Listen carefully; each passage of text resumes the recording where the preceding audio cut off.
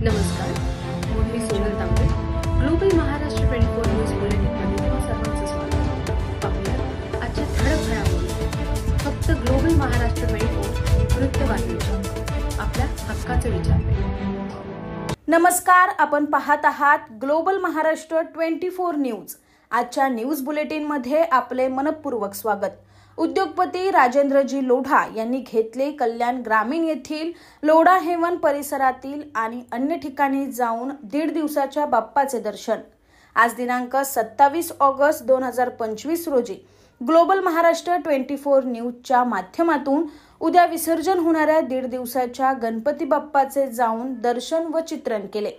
यावेळी ज्येष्ठ अग्रनेते माननीय अर्जुनबुवा चौधरी, माननीय तुकाराम बाळू पाटील, माननीय अर्जुनभाई पाटील व अन्य ठिकाणी जाऊन प्रसिद्ध उद्योगपती राजेंद्रजी लोढा यांनी बाप्पाचे दर्शन घेतले. शिवाय ग्लोबल महाराष्ट्र 24 न्यूजच्या टीमने निळजेतील समाजसेवक लालचंद पांडुरंग पाटील, माजी सरपंच बाळकृष्ण आंबो पाटील, काटईचे माजी सरपंच अर्जुनभाई पाटील, माजी उपसरपंच प्रकाश पाटील, देवानंद पाटील, हेमंत पाटील यांच्या निवासस्थानी विराजमान झालेल्या बाप्पाचे दर्शन घेतले. यावेळी अर्जुनभाई पाटील यांच्या निवासस्थानी माजी पंचायत समिती सदस्य भगवान पांडुरंग पाटील, अनंता पाटील, संतोष अर्जुनबुवा चौधरी यांनी बाप्पाचे दर्शन घेतले. तर समाजसेवक तुकाराम बाळू पाटील यांच्या निवासस्थानी कृषी उत्पन्न बाजार समितीचे माजी उपसभापती गजानन मोतीराम पाटील, मनसेचे उपजिल्हा अध्यक्ष योगेश रोहिदास पाटील, मयूर लाड, निखिल लाड, भास्कर गांगुर्डे इत्यादींनी जाऊन 1.5 दिवसाच्या बाप्पाचे दर्शन घेऊन महाप्रसादाचा लाभ घेतला. Bureau report, global Maharashtra 24 news, Dombivli. अशाच निरनिराळ्या आणि देश-विदेशातील ठळक घडामोडी पाहण्यासाठी ग्लोबल महाराष्ट्र 24 न्यूज वृत्तवाहिनीला सबस्क्राईब करा, लाईक करा, शेअर करा आणि कमेंट बॉक्समध्ये आपल्या प्रतिक्रिया नोंद करा.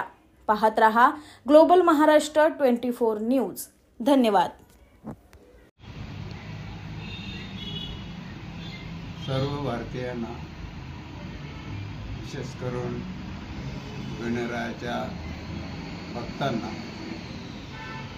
या गणेश चतुर्थीच्या निमित्ताने चौधरी कुटुंबियांच्या वतीने मनपूर्वक शुभेच्छा. आणि उद्या 1.5 दिवसाच्या गणपती विसर्जनाच्या निमित्ताने विसर्जन करत आहे ते निर्विघ्नपणे पार पडावं अशी श्री गणरायाची चरणी प्रार्थना करतो.